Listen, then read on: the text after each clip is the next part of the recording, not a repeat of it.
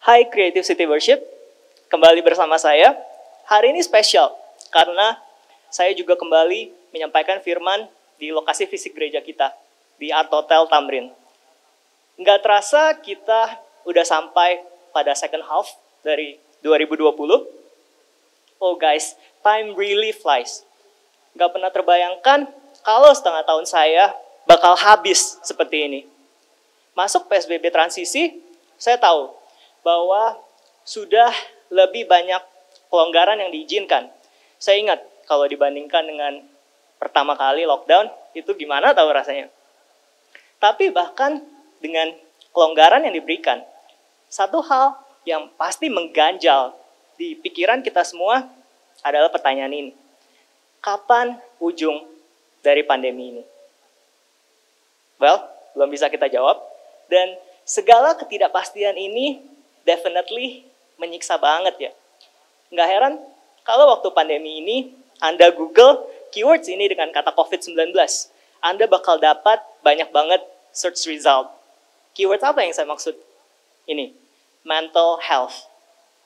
Kesehatan mental. Semua katakan sama-sama mental health. Dalam arti paling sederhana, dia adalah yang saya bilang tadi, kesehatan mental.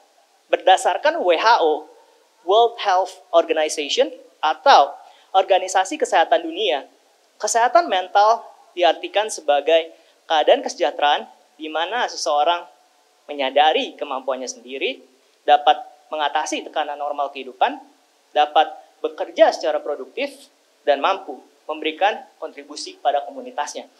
Jadi dia berbicara tentang bagaimana orang berpikir, bagaimana orang merasakan, dan bagaimana orang berperilaku. Saya bisa bilang, situasi COVID-19 saat ini telah membuat kebutuhan akan kesehatan mental menjadi dibutuhkan terlebih lagi. Jadi nggak heran kalau ketik yang saya bilang tadi, COVID-19 mental health, maka banyak banget artikel dari berbagai macam organisasi, dari WHO, UNICEF, UNDP, atau United Nations Development Program, Harvard, dan masih banyak lagi. Dan artikelnya itu buat segala macam kalangan usia, different age range gitu. Di China, dari mulai pandemi, pemerintahnya langsung highlight kalau negara harus address kesehatan mental bagi penduduk. Jadi universitas-universitas dan lembaga-lembaga non-profit sudah buat banyak hotlines buat terima telepon orang-orang yang gelisah dan terkena depresi. Nah, maksud saya membagikan fakta ini apa? Bahwa penyebab segala macam gangguan terhadap kesehatan mental itu secara garis besar dapat saya generalisasi dengan satu kata ini. Ketidakpastian. Dari ketidakpastian kemudian merembet deh ke fear of the unknown. Ketakutan akan apa yang tidak kita ketahui. Makin lama, semakin tidak bisa kita tampung, meluap deh ke berbagai macam mental illnesses. Saya sempat baca di surat kabar baru banget, hari Kamis 9 Juli 2020. Berarti 10 hari yang lalu. WHO resmi mengeluarkan pernyataan kalau virus corona dapat bertahan lama di udara dalam ruang tertutup. Dan ini dapat menyebar dari satu orang ke orang lain. WHO awalnya meragukan bentuk penularan ini. Kita tahu sebelumnya, penularan virus corona terjadi melalui kontak langsung, seperti sekresi atau pengeluaran hasil kelenjar dari orang yang terinfeksi, misalnya air liur, melalui droplet atau percikan pernafasan saat orang yang terinfeksi batuk, bersin, atau berbicara. Kalau droplet keluar, nggak lama jatuh. Jadi, terbaru WHO menyatakan kalau si virus bisa menular lewat udara atau airborne. Ini fakta yang penting ya. Ini bakal pengaruh cara kita beraktivitas lagi sih. Dan kenapa saya bagikan berita itu? I mean, setelah sekian lama, bisa masih ada revisi loh. I mean, buat kita yang ada di sisi lain, yaitu sebagai penerima kabar, pastinya sangat tidak pasti. Jadi hanya bisa waspada. Dan dewasa ini, segala hal menjadi sangat tidak pasti. Dan tentu saja ketika saya berbicara yang tadi, kita berbicara tentang ujung dari pandemi ini, all the more, semakin tidak pasti. Pastinya akan lebih mudah kalau kita sudah ada deadline dari berakhirnya pandemi ini. Begitu akan jauh lebih gampang dihadapi. Segala planning kita ya bisa digeser dengan memperhitungkan tanggal itu. Tapi, saudara-saudara, life actually doesn't work that way. Cara kehidupan bekerja ya tidak seperti itu. Kenyataannya, walaupun kita tidak tahu apa yang ada di hadapan kita, hanya perlu tetap melangkah. Bahkan, kita harus melangkah. Because life goes on. Masalahnya ini, apa yang Anda pikirkan bakal berada di depan sana? Apa yang Anda lihat ada di hadapan Anda? Itu yang membuat kita sulit melangkah dan menghasilkan segala macam perasaan menyiksa dari dalam diri kita. Apa yang kita lihat? Apa kita melihat keputusasaan? Atau kita melihat pengharapan? Apakah kita melihat mujizat? And if yes, are you seeing the miracle big enough?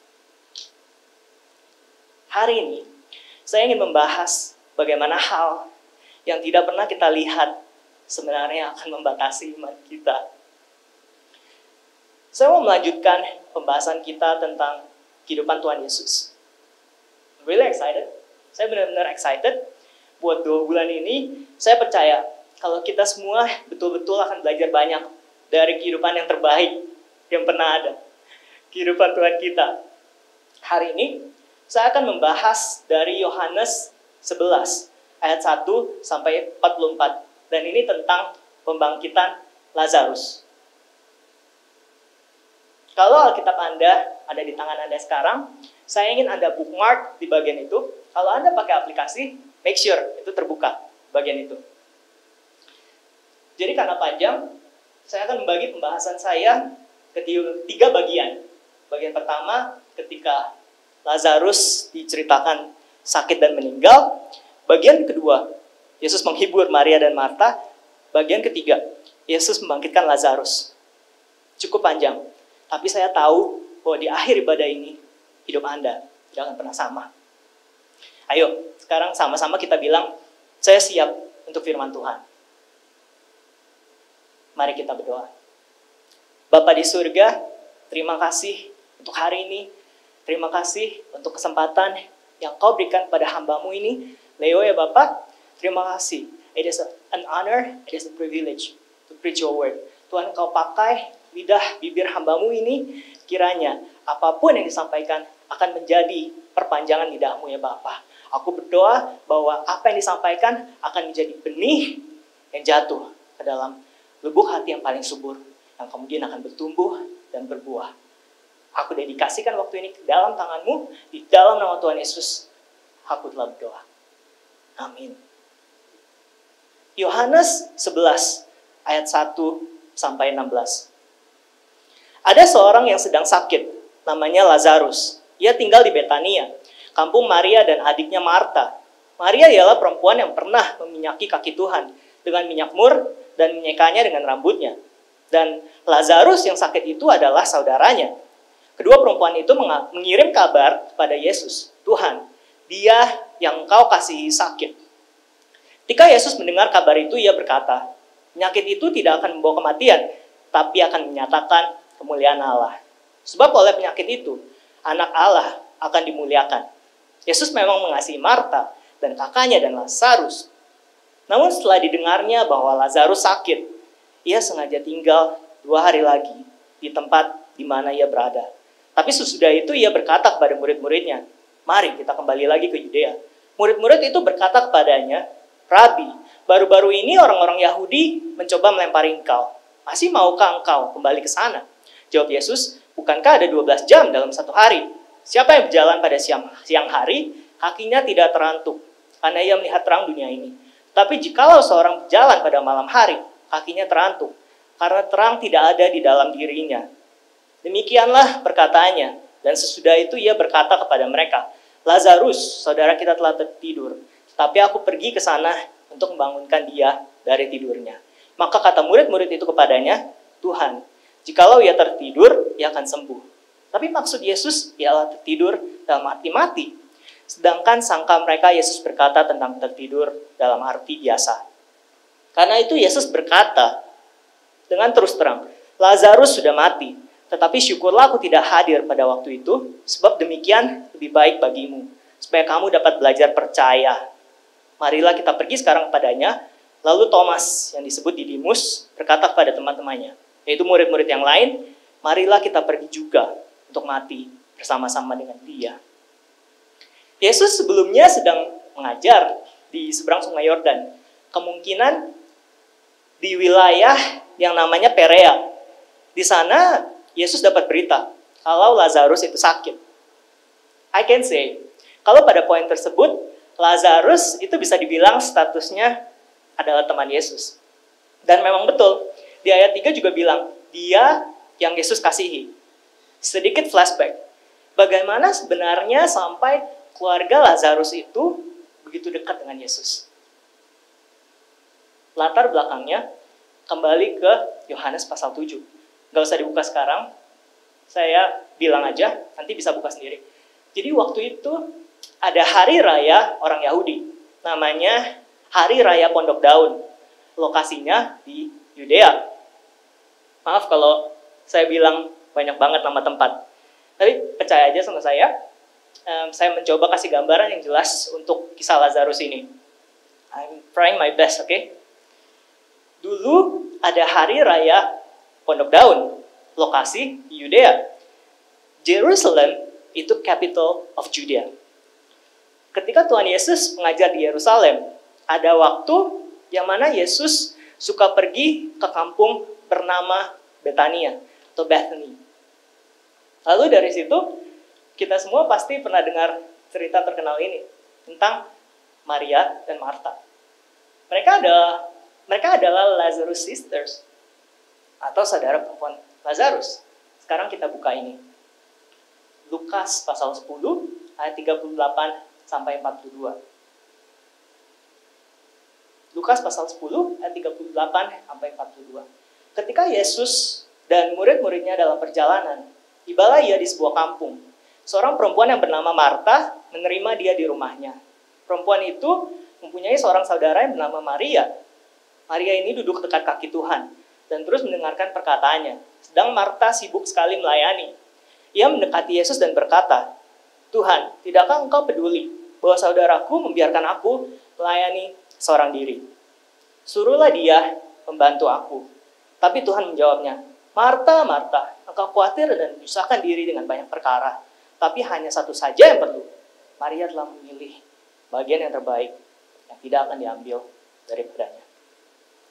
Oh, there it goes. It is all actually started this. Martha menerima Yesus di dalam rumahnya. Hari ini yang kita bahas adalah tentang mujizat Yesus membangkitkan Lazarus. Tapi fondasi karena mujizat itu, membangkitkan Lazarus, ya udah dari saat ini. Dari ketika Martha menerima Yesus di rumahnya. Demikian juga untuk mujizat kita. Fondasi untuk mujizat-mujizat dalam kehidupan kita sudah dibangun dari saat kita menyambut Yesus di dalam kehidupan kita. Menyambut Yesus, kemudian memelihara hubungan dengannya, akan mengantarkan kita pada kehidupan yang penuh dengan mujizat. Dari cerita Maria dan Martha tersebut juga kita bisa lebih mengenal karakteristik dari masing-masing sister.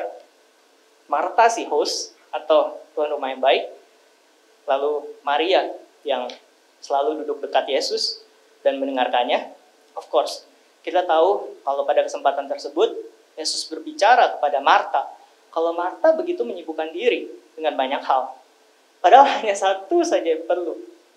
Dan apa yang dilakukan Maria yang memilih untuk dekat Yesus dan mendengarkan Yesus adalah hal yang lebih tepat. Ini mengingatkan saya akan ayat ini. 1 Korintus pasal 10 ayat 23. Segala sesuatu diperbolehkan. Benar. Tapi bukan segala sesuatu berguna. Segala sesuatu diperbolehkan. Benar. Tapi bukan segala sesuatu membangun. Guys, belajar dari kisah Maria dan Marta, yang mana yang akan kita pilih? Dari kisah Marta itu, saya mau bilang bahwa bisa aja tuh kita begini. Possible that we can feel so right while we have actually been so wrong. Kita merasa benar, padahal kita lagi salah banget. Jadi penting untuk memiliki sikap kerendahan hati, supaya kita senantiasa evaluasi diri kita. Dan kalau filter pertama atau saringan pertama itu tidak cukup, yang sikap rendah hati, miliki pembimbing atau mentor seperti Yesus, yang akan mengarahkan kita kembali ke arah yang benar.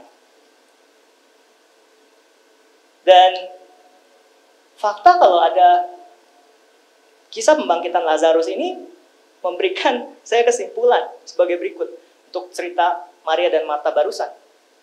Tentang Marta, she definitely listened. She definitely listened to Jesus. Dia pasti mendengar Yesus. Enggak offended. Bukan yang kayak, hello, I invited you to come. Kok bisa kamu bicara begitu kepada saya? Bukannya. Marta listen. Karena kalau kita lihat bacaan di Lukas tadi berakhir seperti itu. Yang Yesus bilang, Maria sebenarnya telah memilih bagian yang terbaik yang tidak akan diambil daripadanya. Kedengarannya kayak ditutup sama tension ya. Heated conversation itu. Udah panas nih. But no. Hubungan Marta, Maria, dan Yesus semakin bertumbuh.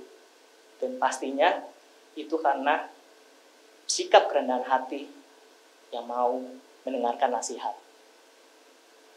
Haleluya. Semua so far mengikuti? Hopefully I make myself very clear ketika saya menceritakan kisah Maria dan Marta. By the way, ya, saya baru selesai dengan introduction saya. Karena ya itu, bahasan yang ingin saya bagikan ya tentang pembangkitan Lazarus. So are you guys ready? Seperti yang saya bilang di awal, Yesus sebelumnya sedang mengajar di seberang sungai Yordan. Kemungkinan di wilayah yang namanya Perea. Di sana Yesus dapat berita kalau Lazarus sakit. Kita baca di Alkitab kita ayat yang ketiga. Kedua perempuan itu, Maria dan Marta, mengirim kabar kepada Yesus. Tuhan, dia Lazarus yang kau kasihi sakit. That was a deadly disease and time was of the essence. Penyakitnya mematikan. Dan waktunya tuh mepet banget. Yet, they tried to find Jesus.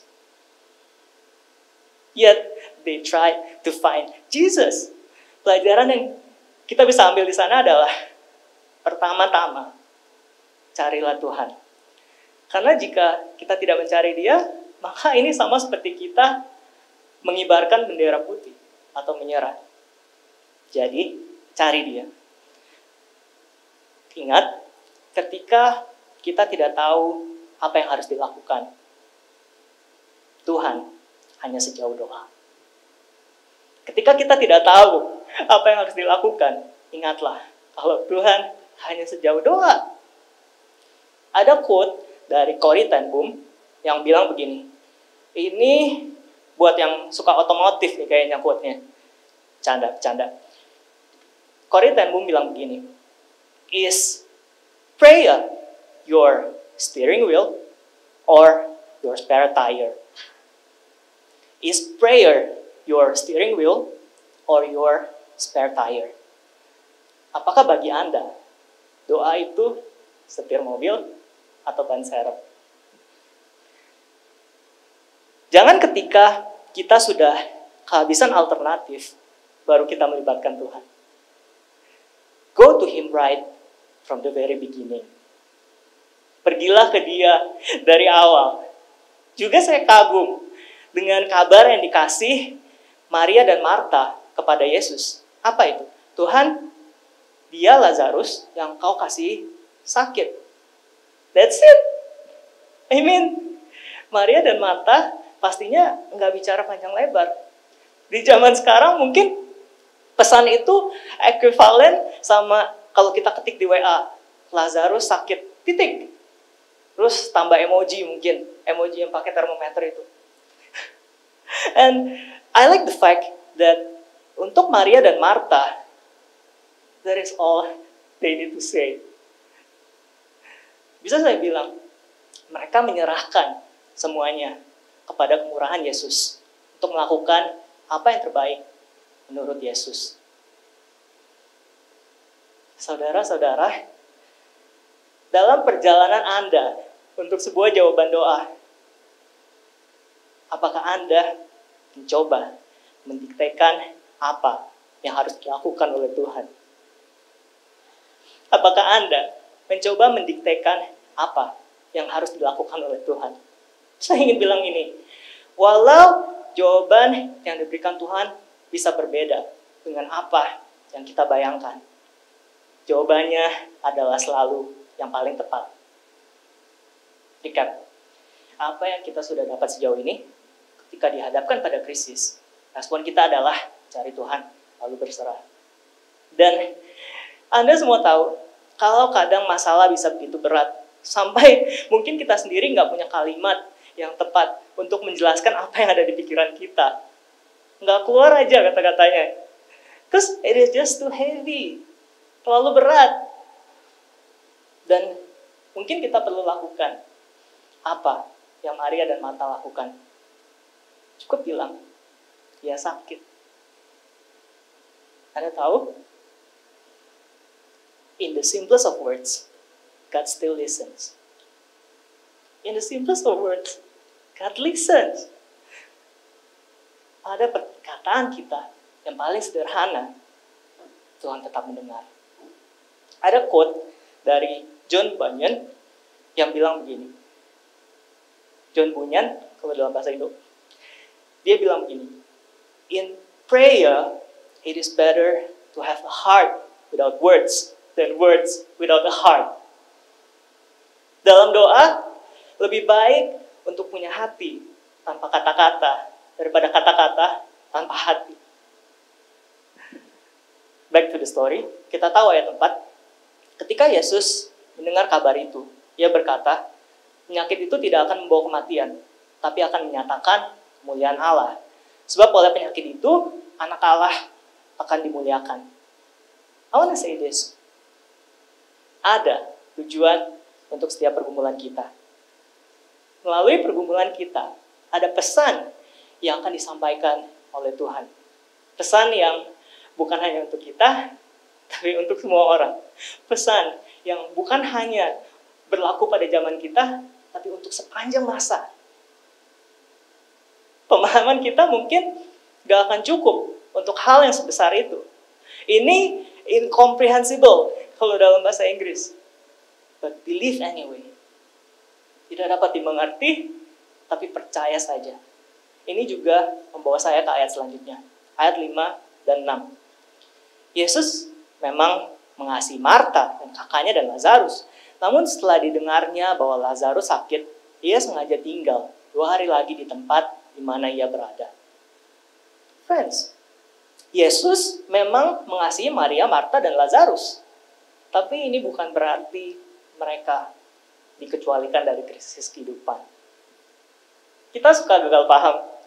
Mengapa kalau disayang tetap harus mengalami sakit ya? Well, jawabannya ada di ayat sebelumnya. Penyakit itu tidak akan membawa kematian, tapi akan menyatakan kemuliaan Allah. Sebab oleh penyakit itu, anak Allah akan dimuliakan. Saudara-saudara, I can say, it is for the greater good. Ada maksud dan tujuan yang lebih baik dan lebih besar. I wanna say, kalau tidak ada kesakitan yang kita alami dengan sia-sia, Tuhan kita tidak pernah menyia-nyiakan kepedihan yang dialami anaknya. Oleh karena itu, jangan menyerah. Know that He won't let go of us. Dan Anda tahu, di Yudea, orang-orang Yahudi berusaha membunuhnya. Ayat 8. Fakta ini melegakan sih buat saya. Oh, maksud saya melegakan bukan karena orang-orang Yahudi mencoba membunuh Yesus. Bukan. Maksud saya, Tuhan kita akan menemukan kita. Walaupun itu berarti dia harus masuk ke wilayah musuh.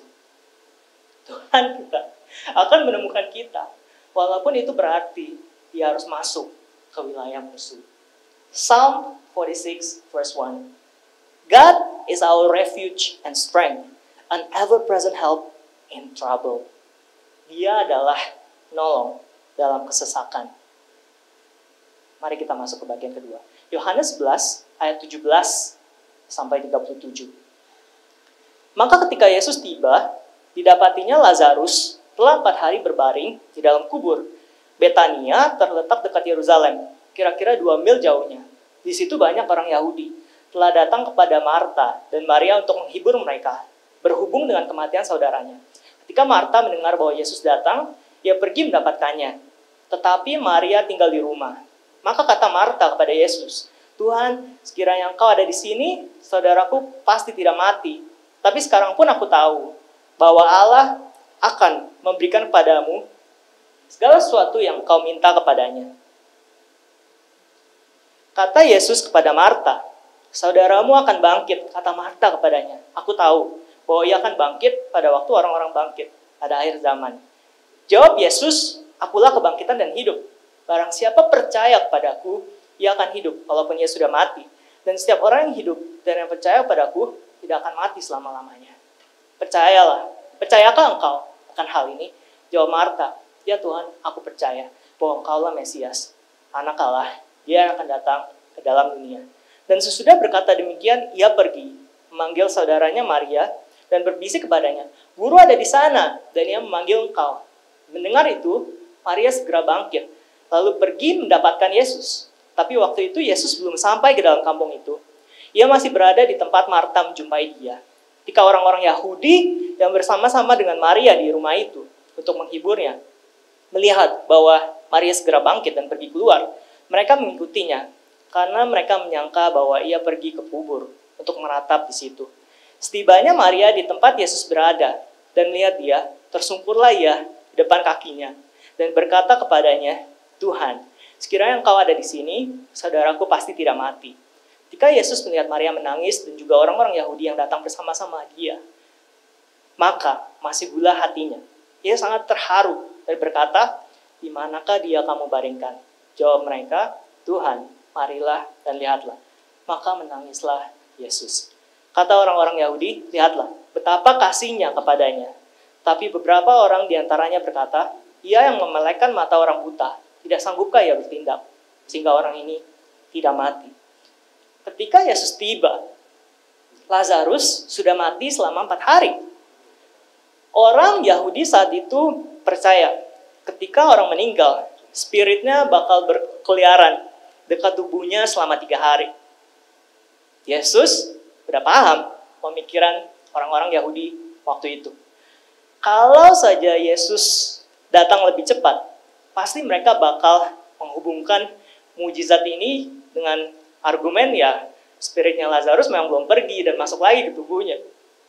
Jadi 4 hari itu suddenly benar-benar periode yang masuk akal ya. 4 hari mungkin udah membusuk. And I want to say this. Ketika Tuhan melakukan mujizatnya, dia dapat melakukannya dalam keadaan yang paling mustahil. Ketika Tuhan melakukan mujizatnya, dia dapat melakukannya dalam keadaan yang paling mustahil. How about us today? Apakah ada hal yang kelihatannya mustahil yang sudah membuat kita berhenti berharap. Mungkin kita belum cukup bertekun untuk hal itu di dalam Tuhan. Mungkin kita belum cukup gigih di dalam Dia. Dan ada sesuatu yang ingin dipecah-pecahkan Tuhan terlebih dahulu di dalam kita.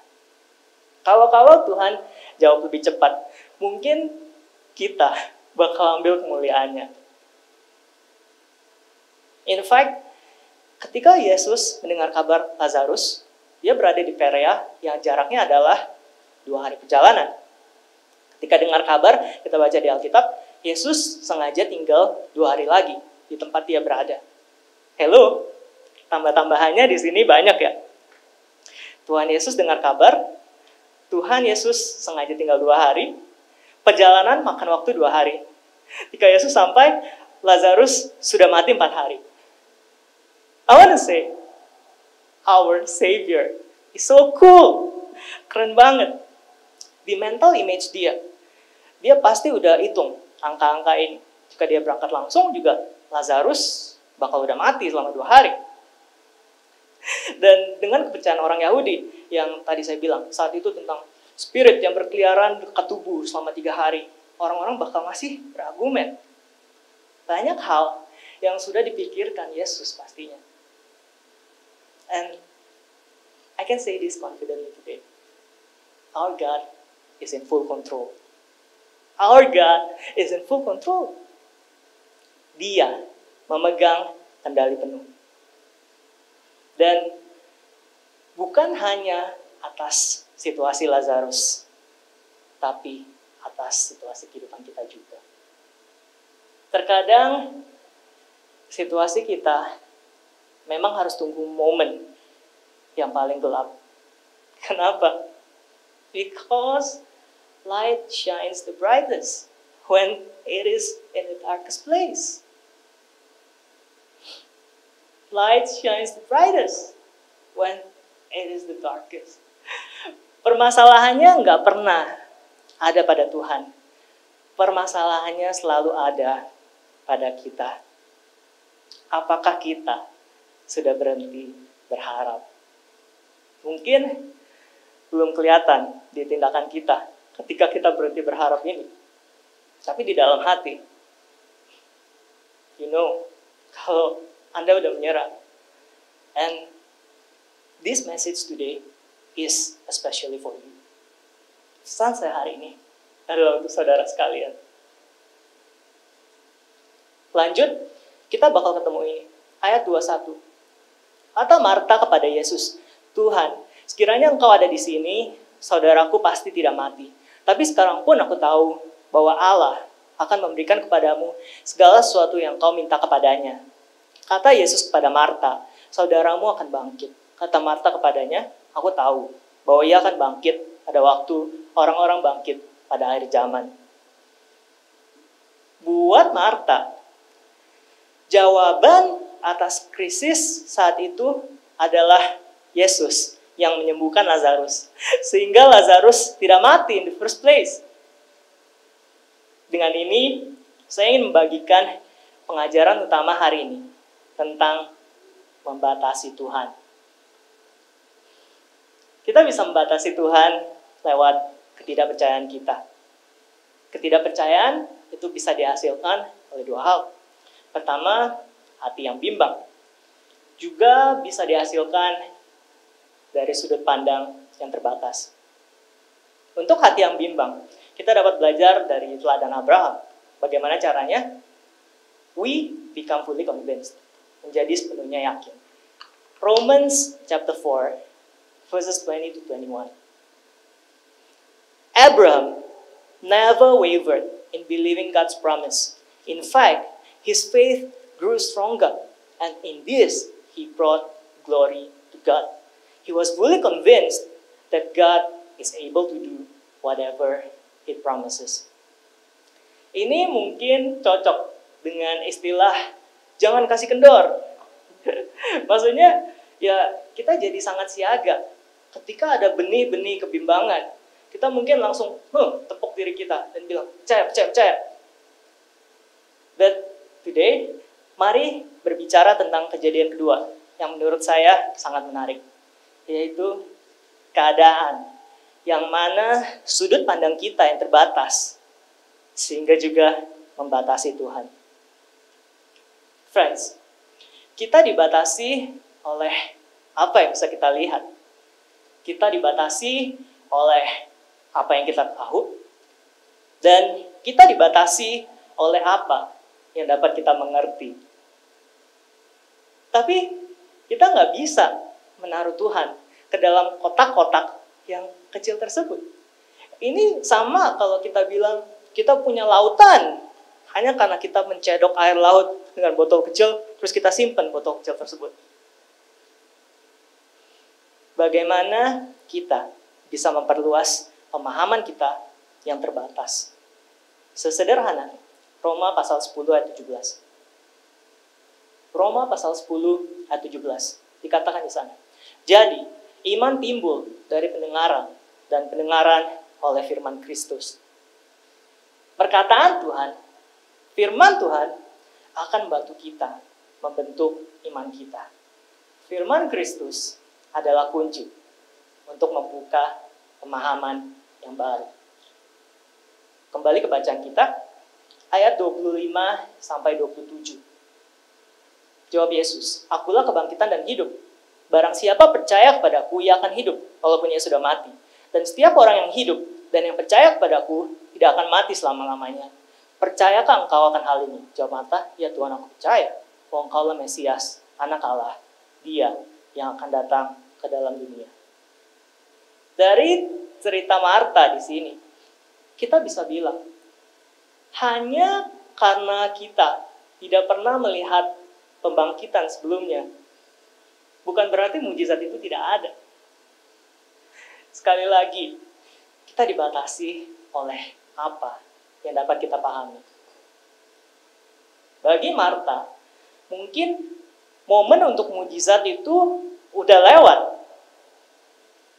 Guys, pengalaman kita sungguh dapat membatasi apa yang Tuhan ingin lakukan dalam kehidupan kita. Lazarus, Maria, dan Marta tentunya sudah mengenal Tuhan sebagai penyembuh dan pembebas. Tapi kemuliaan Tuhan bahkan baru akan diperlihatkan dengan cara yang lebih hebat lagi. Ingat, Tuhan kita tidak bisa dibatasi. Hari ini, mari kita berdoa supaya Tuhan yang mengangkat setiap pembatas dalam pikiran kita untuk menyambut mujizatnya. Saya juga mau bilang, banyak waktu kita berdoa untuk perak, padahal Tuhan sedang menyiapkan emas. Banyak waktu kita berdoa untuk perak, padahal Tuhan sedang menyiapkan emas. Ketika kita mendiktekan berkat apa yang ingin kita terima, kita mengandalkan pemahaman kita yang terbatas. Yohanes 11 ayat 38 sampai 44. Maka masih gula-gula hati Yesus. Lalu ia pergi ke kubur itu. Kubur itu adalah sebuah gua yang ditutup dengan batu. Kata Yesus, "Angkat batu itu." Marta, saudara orang yang meninggal itu, berkata kepadanya, "Tuhan, ia sudah berbau, sebab sudah 4 hari ia mati." Jawab Yesus, "Bukankah sudah kukatakan kepadamu, jikalau engkau percaya, engkau akan melihat kemuliaan Allah." Maka mereka mengangkat batu itu. Lalu Yesus menengadah ke atas dan berkata, "Bapa, aku mengucap syukur kepadamu, karena engkau telah mendengarkan aku. Aku tahu bahwa engkau telah mendengarkan aku. Tapi oleh karena orang banyak yang berdiri di sini mengelilingi aku mengatakannya, supaya mereka percaya bahwa engkaulah yang telah mengutus aku." Dan sesudah berkata demikian, berserulah ia dengan suara keras, "Lazarus, marilah keluar." Orang yang telah mati itu datang keluar. Kaki dan tangannya masih terikat dengan kain kapan, dan mukanya tertutup dengan kain peluh. Kata Yesus pada mereka, "Bukalah kain-kain itu dan biarkan dia pergi." Ayat 39 sampai 40. Kata Yesus, "Angkat batu itu." Marta, saudara orang yang meninggal itu, berkata kepadanya, "Tuhan, dia sudah berbau, sudah 4 hari ya mati." Jawab Yesus, Bukankah sudah kukatakan kepadamu, jikalau engkau percaya, engkau akan melihat kemuliaan Allah. Maka mereka mengangkat batu itu. Sekali lagi, ini adalah sebuah pelajaran lagi tentang sudut pandang yang terbatas. Sudut pandang yang terbatas yang sebenarnya membatasi Tuhan. Sampai menit terakhir, up until the last minute, Marta masih berusaha mencegah Yesus melakukan mujizatnya. Mengapa? Karena ini sudut pandang yang terbatas. Tapi apa yang dilakukan Tuhan? Dia mengingatkan Marta akan apa yang telah dia katakan. Bukankah sudah kukatakan kepadamu? Kita lihat, dia begitu sabar. Dan dia menemukan kita pada level kita.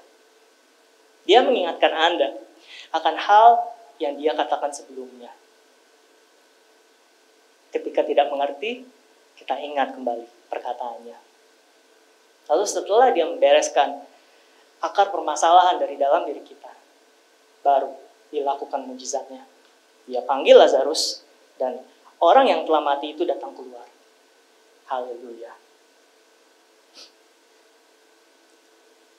Saya ingin menutup khotbah saya dengan kisah dari seseorang yang kuatnya saya bagikan tadi, Corrie ten Boom. Ketemu cerita ini waktu renungan pakai Bible in 1 Year Plan. Jadi Corrie ten Boom lahir pada tahun 1892 di Belanda. Ketika Perang Dunia II meletus, dia dan saudara perempuannya, Betsy, sudah hampir 50 tahun. Keluarga mereka dikenal karena apa yang mereka lakukan untuk orang Yahudi. Mereka suka menyembunyikan orang-orang Yahudi yang melarikan diri dari Nazi. Bukan hanya disembunyikan, mereka juga mendapatkan buku-buku buat orang-orang yang disembunyikannya itu. Mereka menyelamatkan banyak. Tapi singkat cerita, mereka akhirnya ditangkap dan dibawa ke kamp konsentrasi Ravensbrück. Betsy meninggal di sana. Untuk Corrie, dia secara ajaib selamat untuk menjadi saksi cara Allah menyelamatkan, menyembuhkan, dan mengampuni. Ketika ditanya bagaimana mempersiapkan dirinya untuk penganiayaan, ia biasa menceritakan kisah ini tentang masa kecilnya. Jadi dia bilang, ketika saya masih kecil, saya pergi ke ayah saya dan berkata, "Ayah, Daddy, saya takut bahwa saya tidak akan pernah cukup kuat untuk menjadi martir bagi Yesus Kristus." Atas pernyataan tersebut, respon ayahnya sederhana. So guys, you see, that God is able to speak through your parents. Respect them. Kata ayahnya begini, ketika kamu melakukan perjalanan kereta ke Amsterdam, kapan aku memberimu uang untuk tiket 3 minggu sebelumnya? No, Daddy, kamu memberi saya uang untuk tiket tepat sebelum kita naik kereta. Itu benar, kata ayahnya. Demikian juga dengan kekuatan Tuhan. Bapa kita di surga tahu kapan kita akan membutuhkan kekuatan untuk menjadi martir bagi Yesus Kristus. Dia akan menyediakan semua yang kita butuhkan tepat pada waktunya. Ini cerita yang sangat simpel, tapi berbicara banyak tentang pemahaman yang terbatas. Awalnya untuk si Corrie kecil, apa yang ada di dalam benaknya? Menjadi martir berarti di awal dia harus dibekali cukup. Dengan kata lain, dia harus sudah siap baru bisa menjadi martir. Tapi kemudian dia diajarkan kalau Tuhan yang akan menyediakan semuanya tepat pada waktunya. Dan itu cara yang lebih baik. Dan itu cara yang lebih tepat. Berapa dari antara saudara yang sedang mengharapkan jawaban atas doa? Anda tahu betul apa yang Anda inginkan untuk dilihat dalam kehidupan Anda. Dan Anda sudah berdoa persistently supaya doa Anda dijawab. Well, saya mau bilang, kalau untuk jawaban dari Tuhan bisa berbeda, tapi yang pasti, ia akan lebih baik dan lebih tepat. Jadi, saya ingin mengajak saudara-saudara supaya jangan dictate God. Never dictate God. Jangan mendiktekan Tuhan, tetapi berserah sepenuhnya. Kembali lagi ke awal khotbah saya. Saya bilang, salah satu akar mental illness adalah karena ketidakpastian yang menyebabkan kita kemudian berjalan dalam ketakutan. I want to say this. Mari andalkan kepastian karakter Tuhan untuk situasi kita yang tidak pasti. Mari andalkan kepastian karakter Tuhan untuk situasi kita yang tidak pasti. Bakal berat? Definitely. Kembali, pemahaman kita terbatas. Dan itu yang sebenarnya menyiksa kita dari dalam. We simply cannot see it. Our viewpoint is just limited. Kalau kita mengerti, pasti akan lebih mudah. Tapi memang pemahaman itu belum dibukakan. Dan perasaan ini memang sungguh menyakitkan. For this, kalian tahu, Jesus wept. Yesus menangis. Di ayat 35 tadi, Yesus menangis. Yesus menangis melihat Maria menangis. Yesus menangis melihat Marta menangis. Yesus menangis melihat Lazarus terbaring. Karena Dia sayang banget sama kita. Sakitnya kita akan apa yang kita alami, Dia tahu. Dan mengizinkan kita mengalami apa yang kita alami itu menyakitkan bagi Dia. Sakit Dia bahkan mungkin lebih parah dari kita. After all, kita adalah anak-anaknya. Tapi tetap hal itu perlu dijalani untuk kebaikan yang lebih besar. Sehabis mujizat tersebut, kita tetap kita, tapi kita sekarang ada dengan sebuah tanda bahwa mujizatnya nyata lewat kehidupan kita. Dan bahkan setelah mujizat, boleh dibilang kehidupan kita baru akan dimulai. Di pasal selanjutnya, Yohanes 12, kita baca, kalau ada persepakatan untuk membunuh Lazarus. Guys, pasca mujizat, bukan berarti kehidupan kita akan selamanya tenang loh.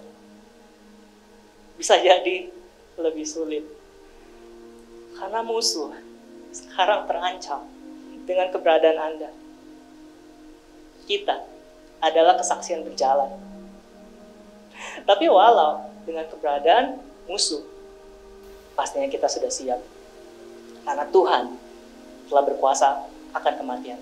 Dan itu berarti Dia yang akan berkuasa atas segala sesuatu yang terjadi pada kita. Yesaya 55 ayat 8-9. Sebab rancanganku bukanlah rancanganmu, dan jalanmu bukanlah jalanku. Demikianlah firman Tuhan. Seperti tingginya langit dari bumi, demikian tingginya jalanku dari jalanmu, dan rancanganku dari rancanganmu. Amin. Mari kita berdoa. Bapa di surga, terima kasih untuk waktu yang telah Kau berikan pada pagi hari ini ya Bapa. Terima kasih karena kita telah belajar tentang Lazarus. Tuhan, kami berdoa bahwa Engkau yang akan mengangkat setiap pembatas yang ada di dalam pikiran kita.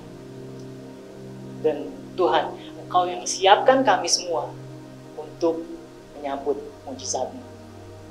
Kami berdoa kiranya hubungan kami dengan Engkau akan semakin kuat, akan semakin erat ya Bapa. Sehingga kami tahu bahwa kami akan menghidupi kehidupan yang penuh dengan mukjizat. Thank you for loving us. Thank you God, because every story about us, you know. Engkau tahu setiap cerita yang terjadi pada kehidupan kita. Therefore, God, just want to commit our lives in your hands. Kami dedikasikan hidup kami ke dalam tangan-Mu. Kami ingin berserah. Tuhan Yesus, terima kasih. Engkau berkati setiap telinga-telinga yang sudah mendengar. Engkau yang berikan pemahaman baru setiap harinya. Sehingga kami akan semakin mengerti tentang Engkau, Bapa kami yang hidup. Thank you Lord Jesus. Let you bless our week ahead. I pray that it will be a wonderful week and we will go out there and we will be the blessing for people. We will be your salt and light to the world. Terima kasih Tuhan Yesus. Terima kasih untuk waktu ini. Di dalam nama Tuhan Yesus kami telah berdoa. Amin.